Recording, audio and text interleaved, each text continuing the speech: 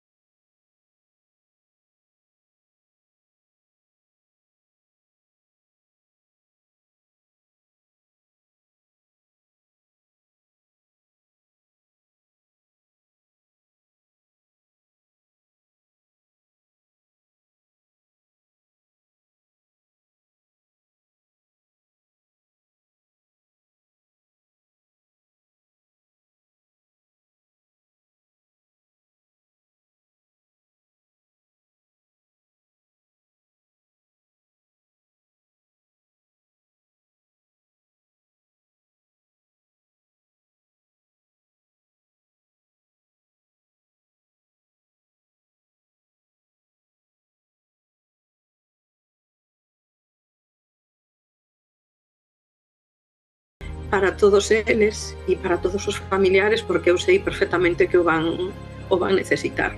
E isto non é cousa dun día, nin de dous, porque ao final, bueno, todos nos acordamos o primer día, o segundo, o terceiro, un mes, pero despois van pasando os anos e, bueno, sigues tendo eso aí. E tan importante é rodearse, non, dunha rede que che apoie e darlles o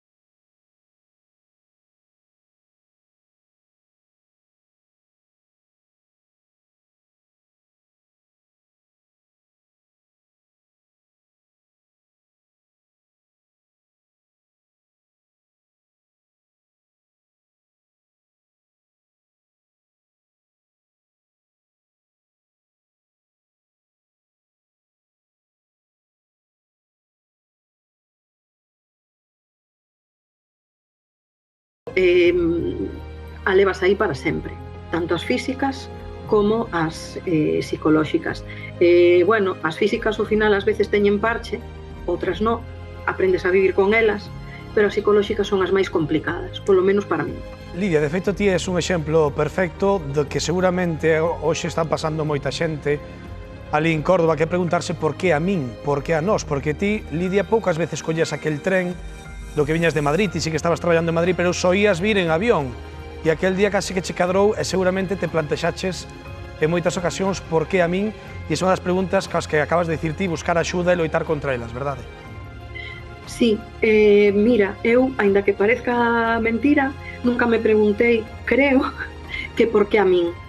Tocoume, e, bueno, en aquel momento sí que é verdad que despois, cando pasas unha recuperación tan larga como me tocou a min, sí que é verdad que en algún momento perdes completamente, bueno, pois a paciencia, os ánimos e demais, por eso é tan importante rodearse, no, de xente que te apoie e que te axude a sair adiante.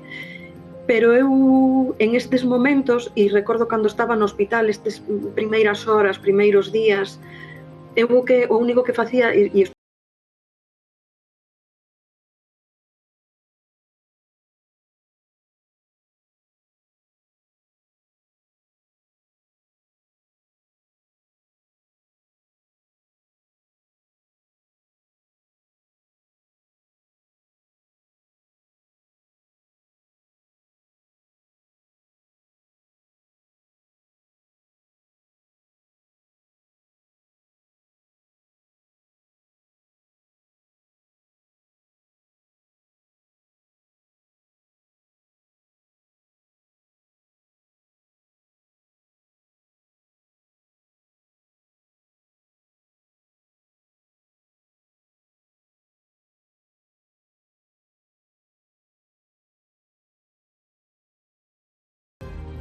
Será a sorte, será o destino, será que ainda che queda moito por vivir, Lidia, pero, dende logo, aquí estás contando hoxe o teu relato, poñéndote na pel, pois, de todas esas vítimas do accidente de Adamuz, tamén na pel dos familiares, da xente que estaba ali presente cando pasou esta traxedia, e poder